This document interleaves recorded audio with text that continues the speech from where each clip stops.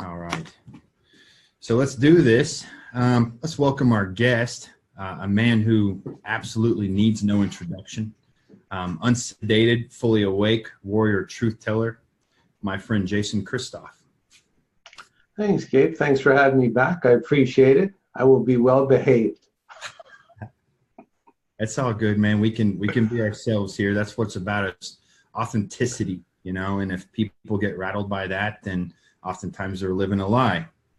It's great to see you again. You were by far the most requested guest to have back on our podcast. So I think some people are slowly starting to wake up and they're wanting more wisdom. So I really appreciate you being here with us today. Well, thanks for having me on. I know the last interview was really censored, and we all know why they're censoring it. The people in the movement know the system that we have can't go on if the public is fully informed about all these sleights of hand and sleights of mind. So anything that makes a person worse, you're going to see it populated heavily on the Instagram or the Facebook feed. I came across a article out of the UK. It was on one of the most popular UK newspaper websites, and it said chocolate cake for breakfast makes you lose weight. And I'm sure people have seen that, but it was shared 4.4 million times. And if it was something truthful, it wouldn't even appear on a mainstream platform. And this is why, you and I right now, there's algorithms tracking what we're doing, and it's limiting the reach. So if anybody's out there listening to this, be very happy you're listening to it, because the system does not want you to hear what you and I have to say. Exactly right. And I've been kicked off Facebook a couple of times just for that same purpose. I have learned a lot from you. Your teachings, your message, your wisdom has definitely helped me and my clients live more grounded, live more authentically, and ultimately much happier lives. Our last interview, we kind of looked at, I looked into caffeine blues, and was very shocked at what it said and how people are basically robots when they're sedated that heavily. And it's great to spread knowledge and try to have people develop some kind of self-growth. And this is one thing that they cannot do if that's in their daily repertoire. Yeah, the caffeine is a really big, there's very subtle agendas, and the caffeine issue is very subtle. And if anybody wants to have some kind of literary backup about what we're going to talk about today, they can go get the book Caffeine Blues. I think it's by Dr. Stephen Chernisky.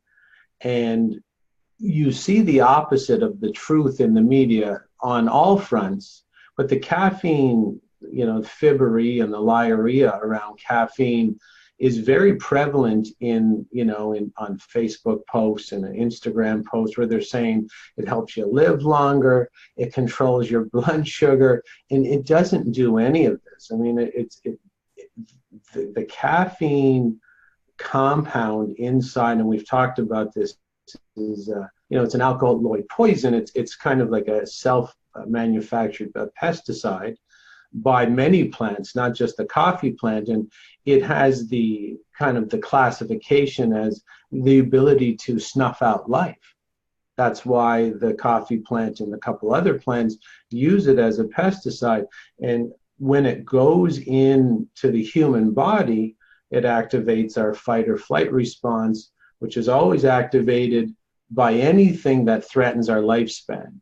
The average person listening to this will understand that, if a mugger's in the house, the mugger's got a knife, your kids are there, the fight or flight is naturally on. And it's a great part of the mind, but it's only great in that situation because it has very particular attributes that make your IQ drop and make you hyper violent, and it's good with the mugger. But when the body kind of assesses that caffeine is in the bloodstream, it's equally afraid of the caffeine as compared to the mugger, because the caffeine is a poison, and all poisons shorten your lifespan. So anything that shortens lifespan sets off the fight or flight. And it doesn't, like, the fight or flight does not have a benefit for the person who's leading an adult North American life, because again, it drops IQ to juvenile-like levels. It's hyper aggressive. It has no ability to distinguish or like assess long-term consequences of your actions. And it's because the fight or flight, let's go back to the mugger. If I got to kill the mugger, that part of the brain doesn't give you the ability to analyze what happens after the killing, because if it did, the mugger might kill you. Yeah. So you can see that there's a beautiful design in that really protect us if there's a jaguar after us, if there's a mugger, if there's someone trying to fight us physically, or something else threatens what we love.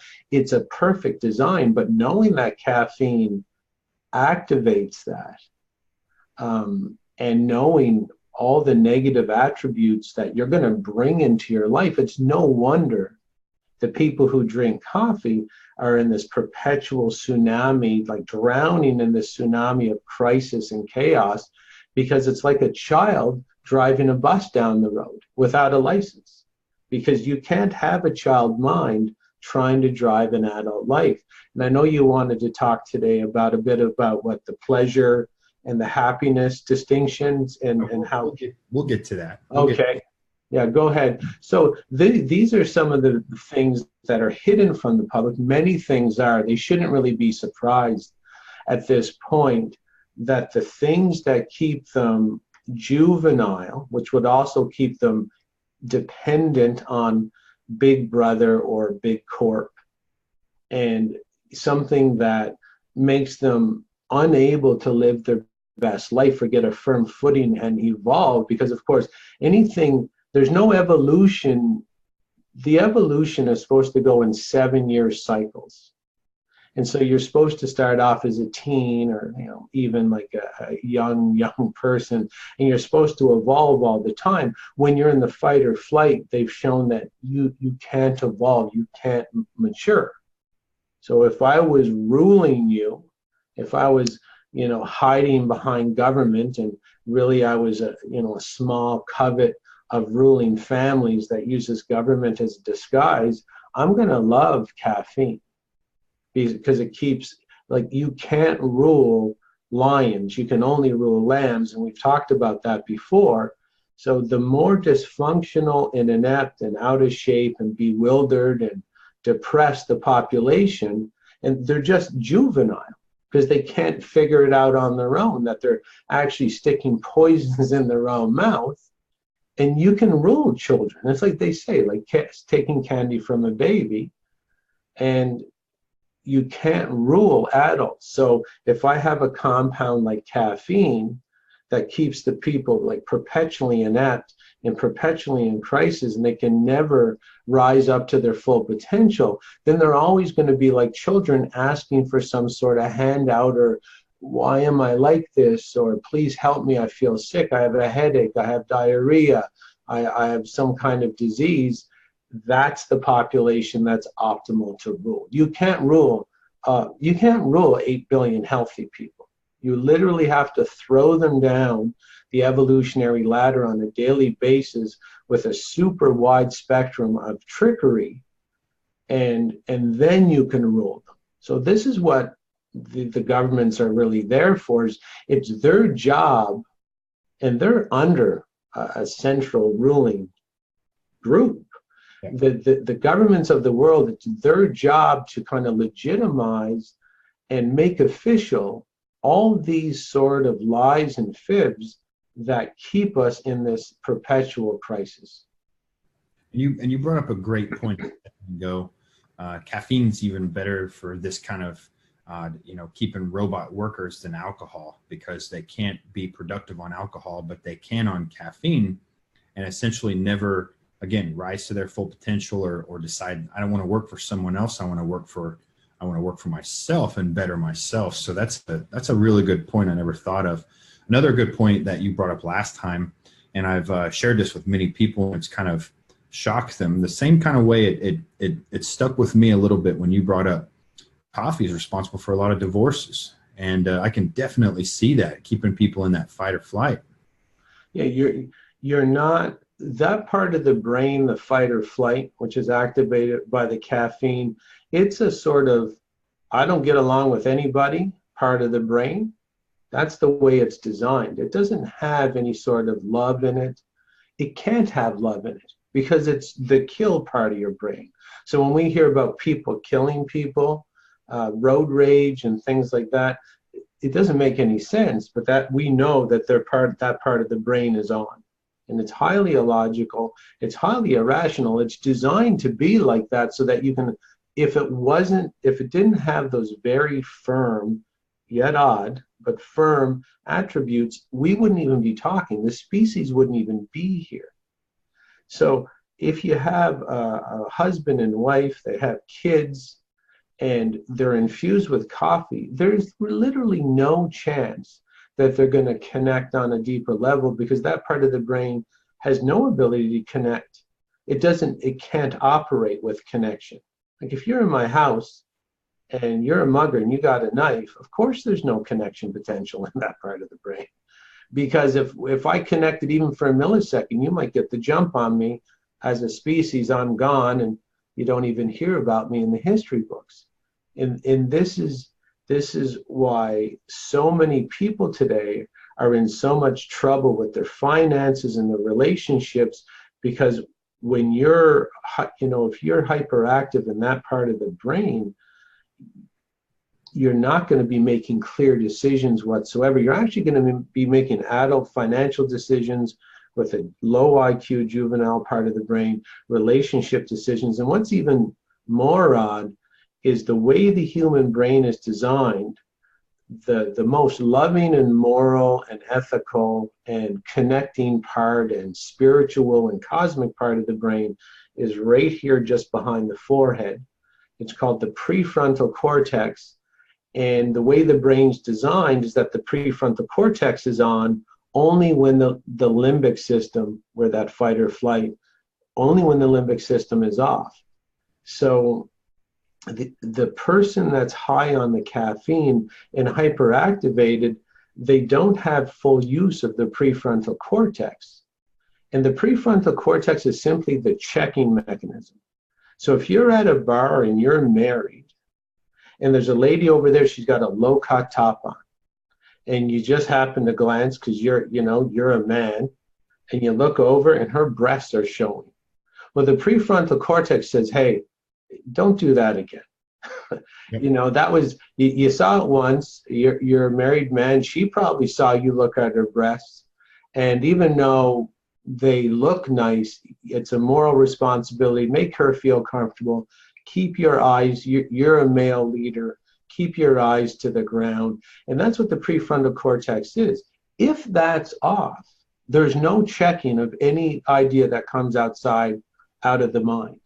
So the person gets into so much trouble sexually because the prefrontal cortex, the natural sex drive is so high. And if it's not checked, you're really playing with fire if you got your prefrontal cortex off. That brings us to another good point. Something else I learned from your articles, the FLY rule, which is first love yourself. Something I think is really key for health. Again, it's never taught, discussed, even recognized by our society, our healthcare system, and overlooked by most practitioners. In our last discussion, we talked about a majority of people thinking from this R complex and reptilian brain. And it's probably got even worse since our last interview with, mandatory vaccines now and, increased utilization of 5G.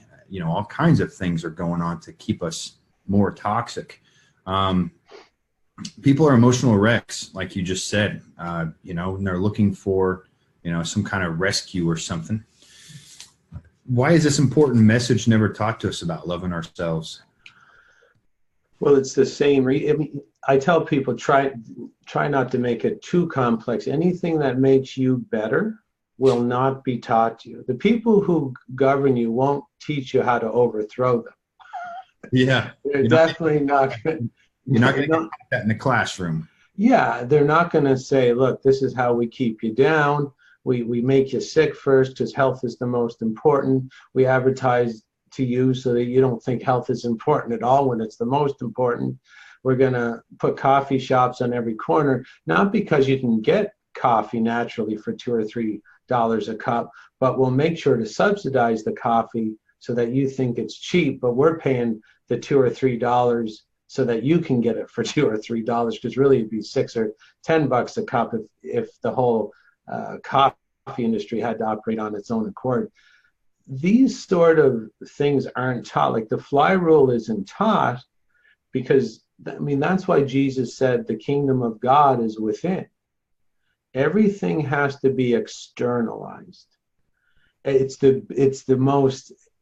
like a trick, a magician's trick for the ages. Yeah. That everything you need is inside yourself. Every bit of education, all the morality, all the ethics, everything you need to know, everything in the entire universe is being proven to vibrate inside us. And we're a vessel.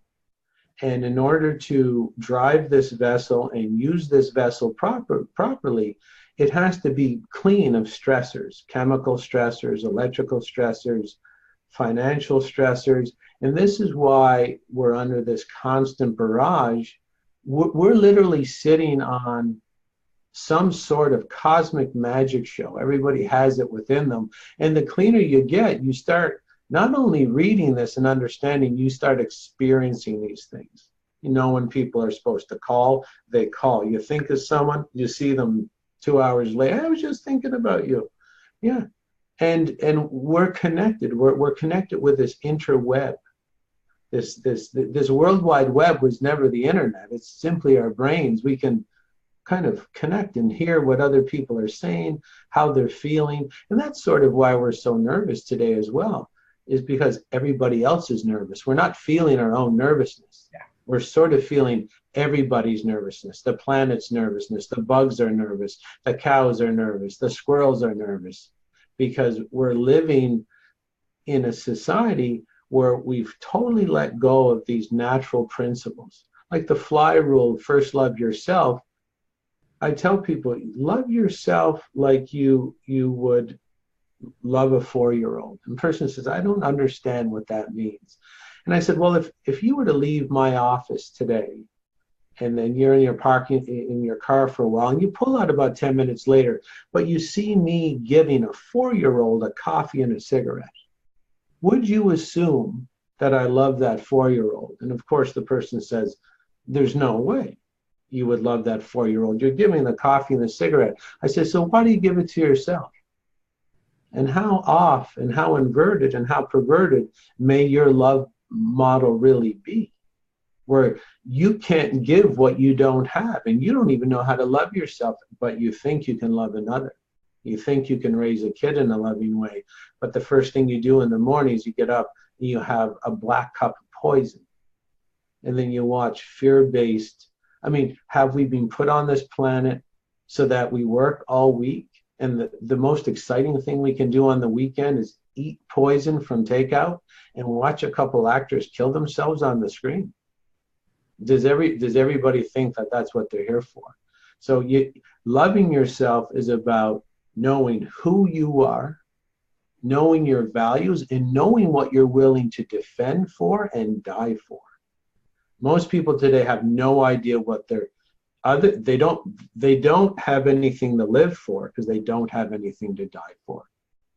So they simply take on the dictates of our corrupt government officials, our corrupt medical officials, and that's as far as they've learned to interface with their own life. And it's a waste of life just to be there as a compliant, reflexively obedient drone bot repeater, and then to think and be fooled that somehow equals intelligence or a full living of your potential. We can do a lot better. I don't know what we're talking about, Gabe, but I hope that made some sense. It does. And I'll tell you what, I love how you said we're all connected, because this is definitely starting to come out. And some of the quantum world, the quantum books that are starting to come out, we're definitely interconnected. And no doubt we have a higher purpose. Everyone does. It's just if you can find that or not, if you can actually discover that. And you're never going to discover it if you're sedated. Absolutely. And the fly rule, it's impossible to have a relationship, a healthy, foundational, loving relationship, whether it's with a child or a spouse, girlfriend, boyfriend, or whatever, if that fly rule if it doesn't apply, right? Yeah, you have to first learn what it means to love and protect yourself. So I apply all my protection principles that I've learned on my home field to my daughter. No cow's milk, no vaccines, no non-organic food, only water. And she knows, like if she goes to grab my wife's cell phone and say, "What are you doing?" She's like, "Nothing, Daddy, nothing." She knows that there's no Wi-Fi in the house. The computer I'm talking on right now is hardwired. She has a laptop, but she can take it around and have the house hardwired so she can plug in anywhere she goes. So there's never any Wi-Fi. Now, how did I learn to protect my daughter like that? Well, I learned because I learned how to protect myself. And then I moved that energy forward and those lessons forward as a true adult, an unsedated adult. Like if you're going to protect something that you love, you can't be sedated and have that's shown that an 8-ounce cup of coffee cuts blood flow to your brain by 52%. And that's for 24 hours in a row. So how does someone think they're going to navigate this culture that we have that's sort of crumbling at the edges right now because the corruption is more at the top and they're trying to push that corruption down? How does that person think they're going to navigate that life, this society, with half a brain? And it's not going to work. And the person's like, "Oh, no, I don't have as much money as I want. I'm a little bit overweight. My wife and I aren't connecting." And I'm like, have you stopped trying to put poison in your own mouth? Or at least try to think what would have to be the tricks in place so that you believed that putting poisons in your own mouth was healthy or at least benign? Like what sort of institutional tricks would have to already be in place to trick you to this extent? At least think of that while you're poisoning yourself, because it's a step up in evolution. Yeah, and that's what we all need right now. I think that's a great message, Jason. You understand health and all aspects of health more than most doctors that I know. You get told that a lot? We all know the famous quote where after a big lecture to about 100 people, everybody sort of waits their turn. And as I was trying to rush out to my car to get out of there, someone rushed up and said, "Are you a medical doctor?" And I said, "Has the information I've given you made you healthy or made you more sick?" And he says, "Well, of course it's made me very healthy." And I said, "So why do you think I'm a medical doctor?" They live on average, according to the literature, medical doctors live an average to be 56 today, or your average couch potato who eats the butter, doesn't do the colonoscopy, lives to be about 78. So that in itself should tell you something. Well, and we're all in it together, right? It's that what institutional tricks had to be in place to produce a guy or a girl that thinks poisons will make people healthy. What sort of mind control can make them go a decade or 2 decades without understanding I can't make anybody healthy with drugs. I can't make anybody healthy with chemo. Everybody comes in more sick. Everybody comes in sick, and I only make them more sick. And the emergency room is where we really save people. And so how do you, if you're in a car accident, someone cut your arm off with a chainsaw or something, this is where medicine excels. Let's not be foolish that, if I got a lawn dart in the eye, the first place I want to go is a hospital because there's really no other option. Yeah. But if the person's just having toxic coffee and, eating fast food, not getting to sleep on time, and they're also blocked energetically because they're living a life built on so many lies, and they've convinced themselves that I can work a job. I can work a job I don't like for 30 years and it'll be okay for the money. That is a lie. Because if you do stuff you don't like to do, you will be energetically constipated, and what we call that is disease. And that's another reason disease is catching like a wildfire in our society, because everybody's sort of saying, well, I can do this and I'll still be healthy. Well, you can't. You can't watch TV for 3 hours every night and think that your spirit's going to be okay with that. And the person's like, I don't even believe in spirit. And I'm like, well, that's why you're sick.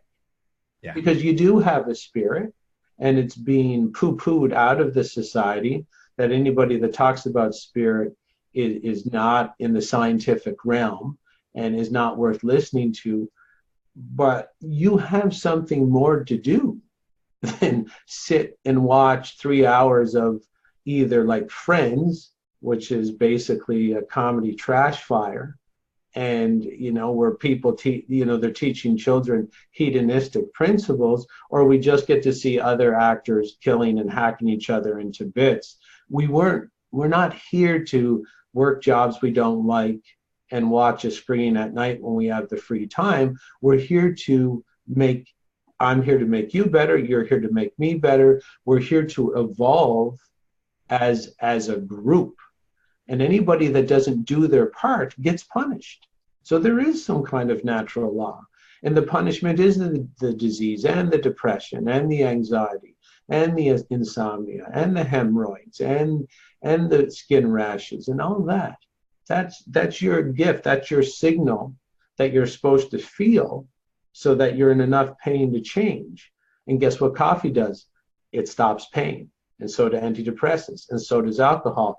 The biggest factor for evolution is pain. And all we want in our society is painkillers. And that's why as a society, like as an aggregate or collective, we're very immature, because we're not feeling the pain so that we get off our asses and do something with our lives.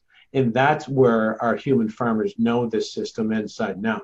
This isn't just a coincidence or a misunderstanding of the science. This is a weaponization of the science against the public so that they never evolve, because if they don't evolve, they're always in the child mindset. And who you want to rule? You want to rule 8 billion Dr. Roberts, or do you want to rule 8 billion Pee Wee Hermans?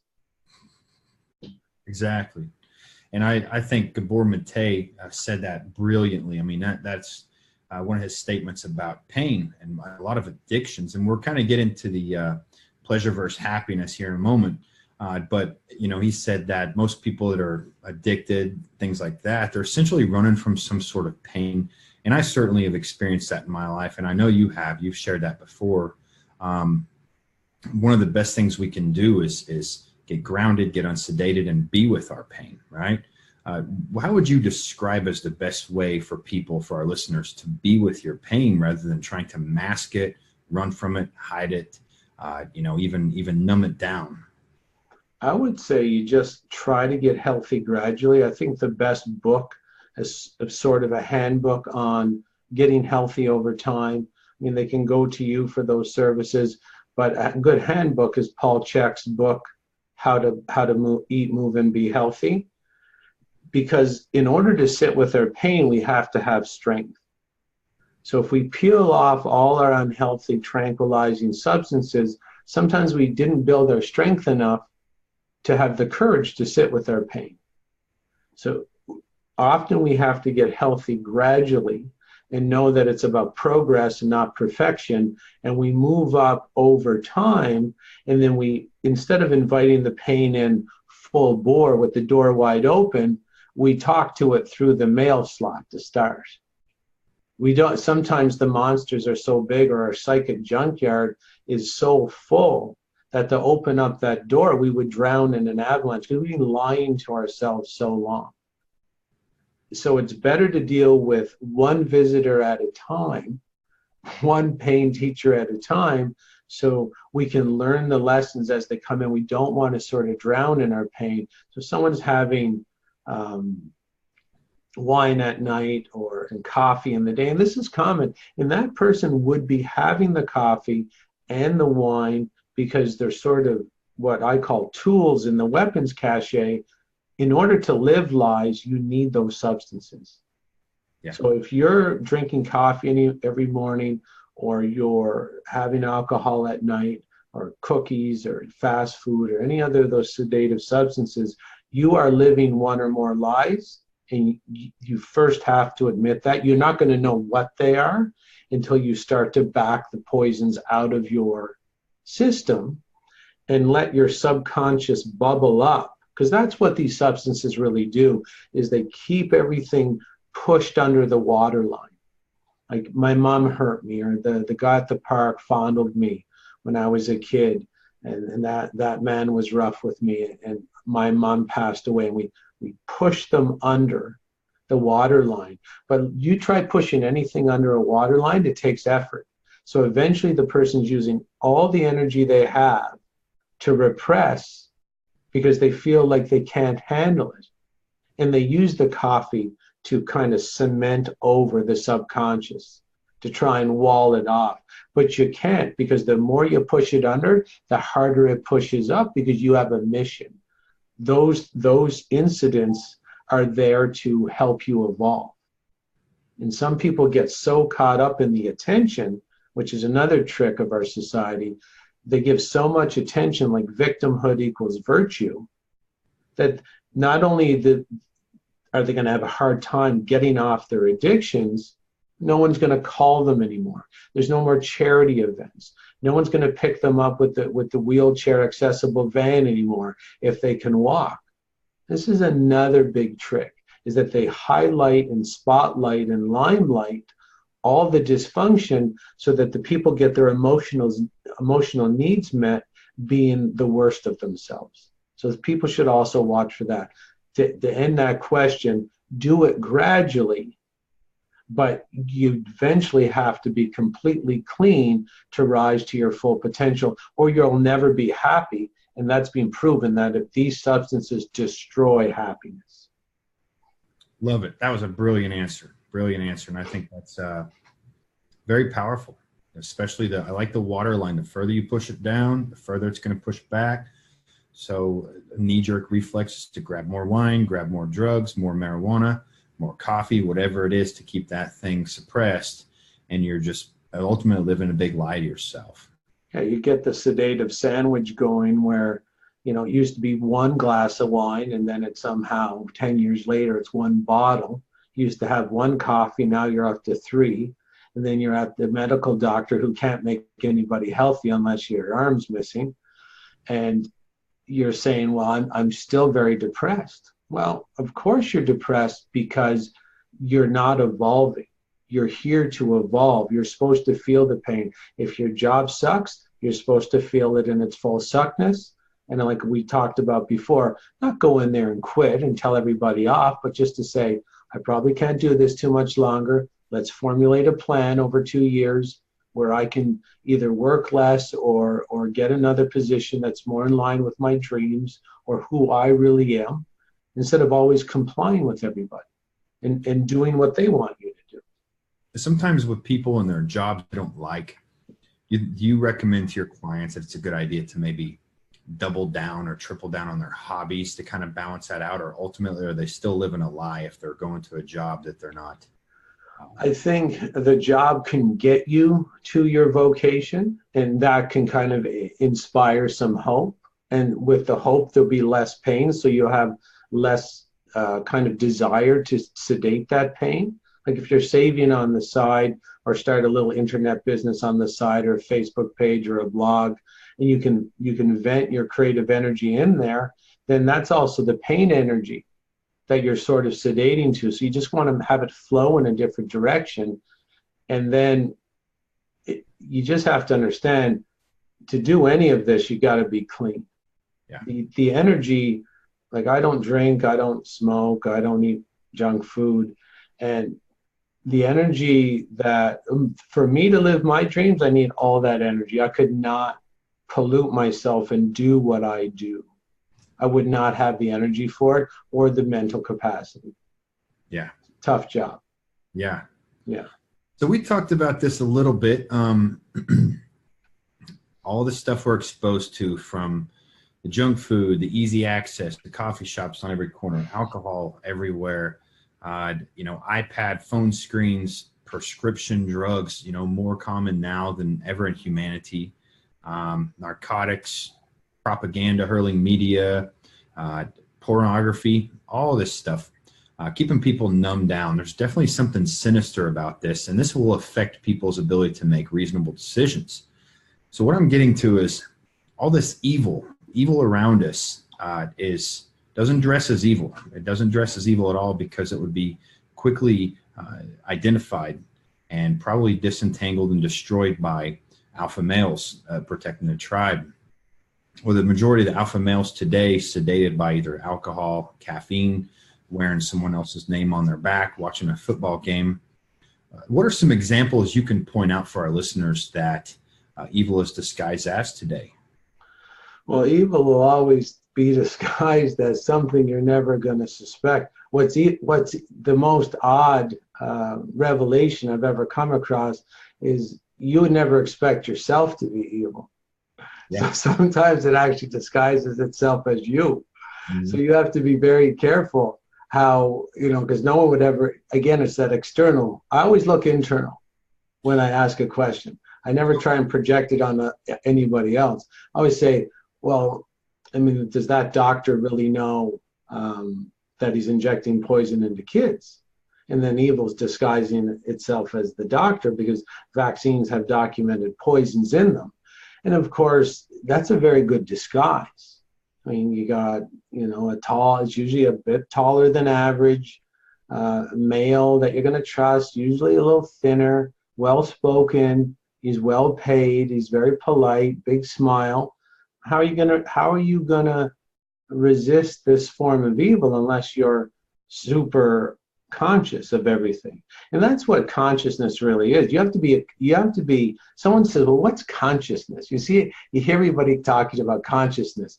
Well, consciousness is just looking at the doctor and saying, he hands out poison. I'm conscious of that. I'm also conscious he makes $400,000 a year for handing out the poison. I'm also conscious of the fact that that makes other people who are kids right now want to be doctors. And I'm conscious of the fact that it makes the general public believe, just from the size of his salary, that he knows what he's talking about. Yeah. And I'm also conscious of the fact that the people who take the most drugs are the most sick, and the people who take the least amount of medical drugs are the least sick, and the ones that take none are the healthiest. And so consciousness is just basically, it's like awareness plus knowledge, and then no fear to admit it to yourself. Most people would sort of see that their Aunt June is more and more sick, like with every other drug she takes. And what do they do to that? They push it under the waterline. They pretend they didn't see it. They do it because they're afraid not to comply when they're sick. They won't look at their own diet. Could it be their own diet? Of course it could be, but June pushes that under the waterline. So eventually everything is pushed underneath. And I don't really know what started this rant. I can't remember the question, but the point is, people have to become a little bit more conscious of what's really going on. And consciousness has to do with information, which is purposely being hidden from you. Inner knowledge to say, is that true or not? Is that really true? And if you're rebounded off your own cosmic knowledge and say, there's no other explanation, that doctor over there, other than saving someone in an acute care emergency who fell out of a tree, he or she literally hands out poison for a living, making everybody in our community sick. How long can this go on for before our community collapses, before our culture collapses? And then you start asking the big question, well, who's really at the top organizing all this? Because it can't be caring and moral and ethical people like you and me. It has to be someone who doesn't care for our culture, who doesn't care for our species, who doesn't care for morality or ethics. And we really have to start stepping up our game here about what's the truth and why we're so afraid to face it. And we repress the truth because the lies are so celebrated. We got the party hats on and those big New Year's Eve things that we blow. And we got all the confetti, and we're partying in the lies and on a foundation of repressed truth. And that can only go on so long. I hope people understand that there is an end to this. You can't make everybody in the world sick and expect the guy to deliver your mail or someone to teach your kids at school or someone to clean the roads. If they're all in the hospital, the whole society stops, and then everything collapses. Yeah. What was your original question on that one anyway, Dave? Oh, what are some disguises of evil today that maybe a majority of people aren't aware of? And I think the doctor pointed out the way you described it very, very. That's a great example, and also to even hit on that a little more. Sometimes parents encourage that. Look at that doctor and look how much he makes. I mean, look at him. All this and that. And again, it's people that aren't conscious, probably sedated, probably on medication themselves, and an evil walks around us, and it's not just it's not wearing that big neon sign of we're here to poison the kids and everything else. So you have to be conscious of these things and look at the big picture. And that's I think you pointed that out. Yeah, and I see lots of parents today grooming their kids. So the parent works for, say, like Big Brother, and sometimes you get couples. One works over here with Big Brother, the other one works over there with Big Brother, and they're not happy. They're miserable, and their lives are really about sort of buying things they don't need on the weekends, and really sedating to their pain and ignoring their pain and deflecting from their pain and sort of pushing everything under the waterline and trying to self-murder all those little voices that say, why don't you do something for yourself? What about your own inner talents? What about your desires before you pass away? What about something where you self-direct or self-determine? And so they're not completely happy, and they're not willing to face it. Because, they're not willing to face it because they're on the coffee and the alcohol. And they're smoking. You see them out. They're smoking outside the back of the house, either cigarettes or marijuana. And that's why in Canada, they've legalized the marijuana just to give the extra sedation to anybody. Because as the tyranny raises up, so does the pain. So as the ruler, you got to add in some more sedation options. But I see those parents like hand grooming their kids to take the same jobs. This is it's insanity. So they're not happy, and they're like, you got to work a job where you self-murder your own unique abilities and talents, and you got to work that job for 30 years, and you got to get drunk on Friday night, and you got to be on antidepressants so that you can get by and not hear the inner calling. And we really got to stop telling our kids that this is the ultimate symbol of success, to get a repetitive 30-year job that has nothing to do with your unique inner talents. So I'm kind of on the same boat with you there. Yeah. And this kind of brings up the big topic we're talking about. In North America, our numbers are pretty daunting today. 1 out of 2 adults have major depression.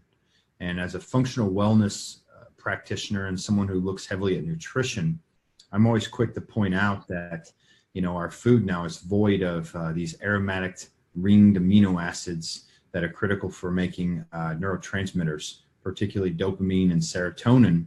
So I'm always quick to point that out, that they're deficient in our foods because of the glyphosate exposure blocking that shikimate pathway. However, Dr. Robert Lustig points out something completely different, and it's kind of on this same thing we're talking about with all these pleasure drivers, caffeine, alcohol, nicotine, marijuana, porn, whatever else it is. And ultimately that the more pleasure a person seeks, the less happy they are. Could you hit on that a little bit and how that works? Because that to me was kind of surprising. And I shared that with a few people, and they were under the impression that pleasure and happiness were one and the same. Yeah, it's a trap. It's another well-laid trap. And just like we said, if the prefrontal cortex is on, the limbic system has to be on, and vice versa. If your testosterone goes up a bit, your estrogen has to fall. They're inversely related step by step, and the same thing with dopamine and serotonin. Serotonin is what makes you happy. So it's very, very simple. Serotonin is something you get from evolving, something you get from connecting, something you get from achieving your higher purpose in life and leaving a legacy and being known for something other than your stuff.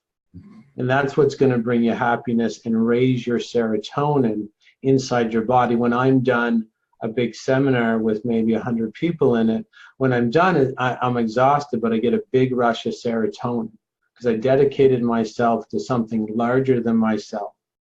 I help people.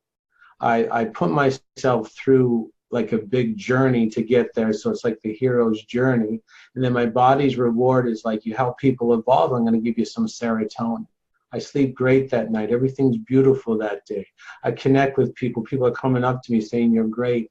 I can actually feel that they really appreciated what I was doing. Now, if you don't have that in your life, you're going to be tricked to think that dopamine is that.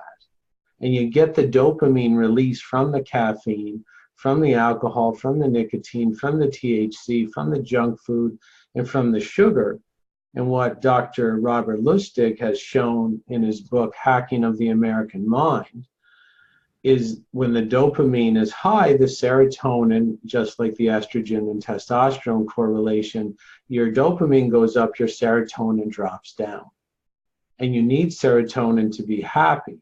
So the more dopamine hits you get, and you can get those through Facebook or Instagram. Every time someone likes one of your things, you think you're great.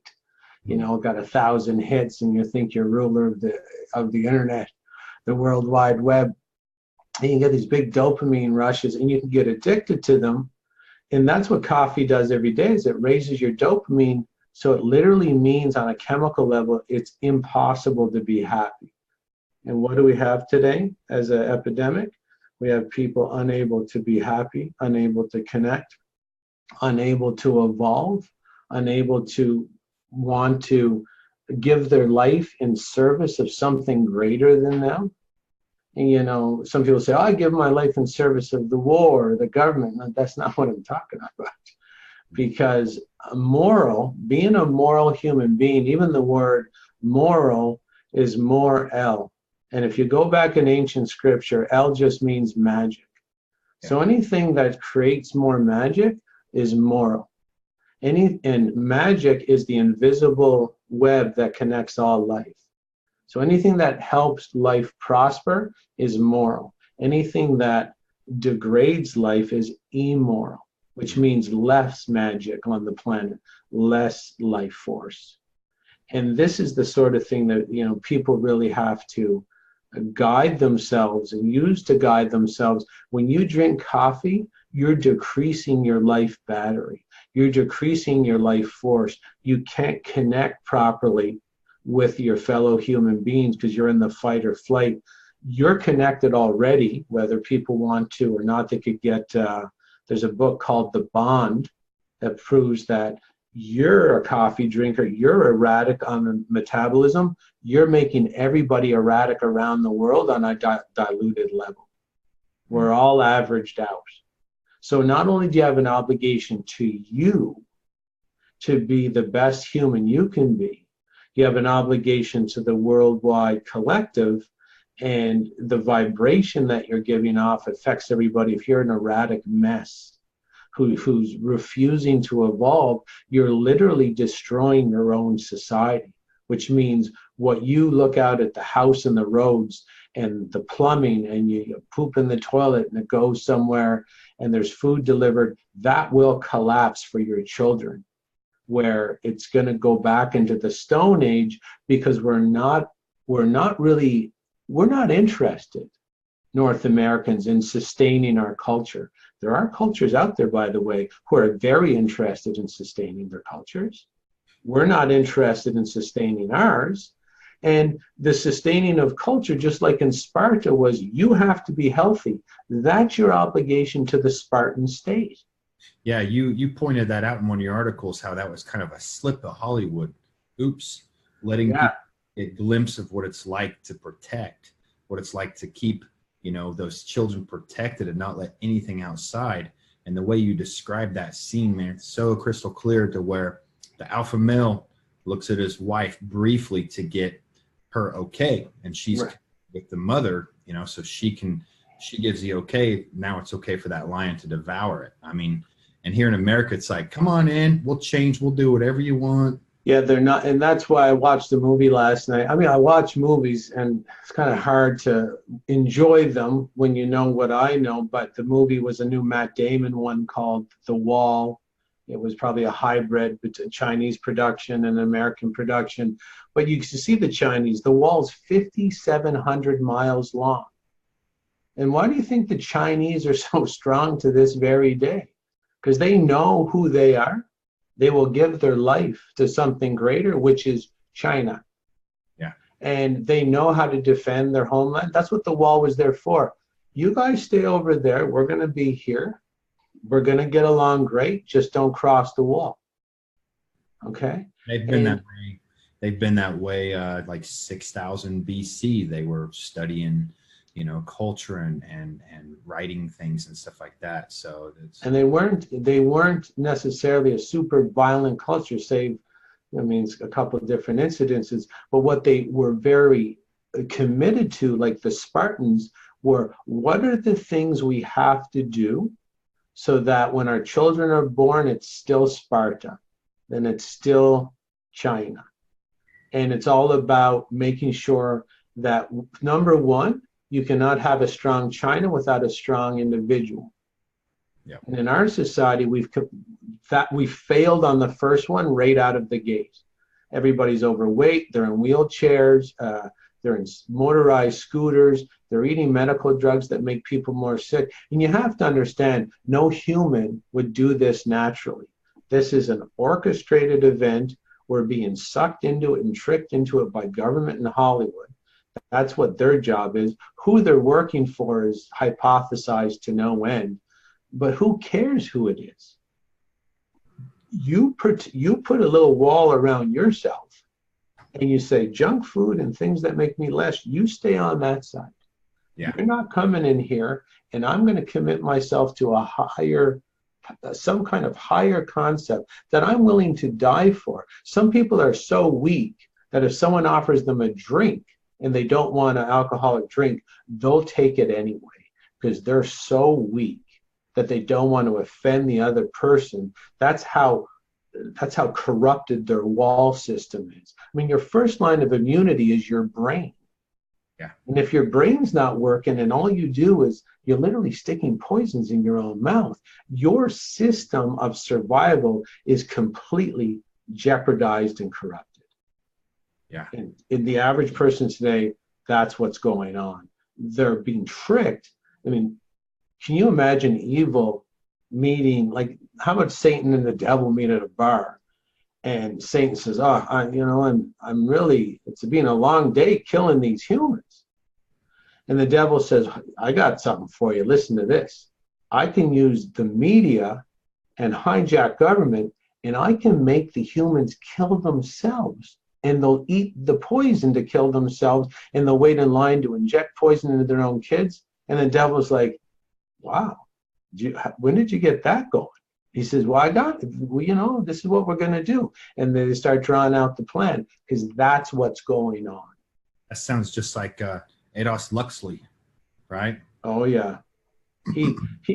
There's more going on here than meets the eye. There's undercurrents and undertones. There's spirit involved.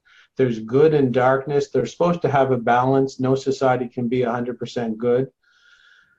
Saying that, we're probably about 80% dark right now, and we need to make up that ground, the 30%, to put this thing back into balance. And where it starts, someone's like, I'm going to go petition and protest, and I'm going to start a slacktivism petition on GoFundMe or whatever. And I'm like, no, that's not how you do this. How you do it is you see how much you're poisoning yourself and your own family. Yeah, it starts with you becoming conscious of it, right? Yeah, you can't do this external trick anymore and says, oh, my life will be better if the government gives me a raise, or my doctor will be better if he gives me this drug, or, my life will be better if I get bigger breast implants. It's all the external trick. This doesn't work. The only time you'll be happy and healthy and content and rebuild the culture is when you do the work on yourself, and it takes a lot of dedication. But it's worth it because you're happy and your kids will have a safe place to live, something familiar, something like they grew up in. Yeah. That's what we have to rededicate ourselves to. And the males have to step up and stop being such pushovers and alpha up a little bit as well and reclaim their masculinity. Yep. I love it. Jason, this was beautiful. I want to keep going. I do have a client in now. I want to continue this another time, though. And it's always fun to go down these rabbit holes with you. It's been a real pleasure, man. Well, it's thanks for having me on. I hope if I offended anybody, I hope I didn't. I didn't mean to. But investigate what we say. Don't just paint what we say with a red brush. Just investigate or contact me on Facebook, and I can give you some literature to back every single thing I've ever said, not only on this show, but any other show I've been interviewed on. Yeah. And I think if someone is offended, they need to look at what they're pushing down, Yeah, it'd be a big, we can't push it down anymore as a society. We're drowning in, and that's a good thing. Yeah. People can't keep this under the waterline anymore. It's bursting up. No one can keep it down. Change is coming. People are sick of being sick. They're sick of being poor, and they're sick of being tricked. I don't mind being poor if it's a natural poverty, but this isn't natural anything. This isn't natural health. This isn't natural economics. This isn't natural living at all. This is an orchestrated attack on our species and on our way of life, and it's time we rose up to protect ourselves and our communities and even our countries. Love it, man. I love it. Good talking to you. Let's continue this another date. Okay. Thanks, Doc. I appreciate it. My pleasure, man. Good seeing you. Okay. You have a good day. You too.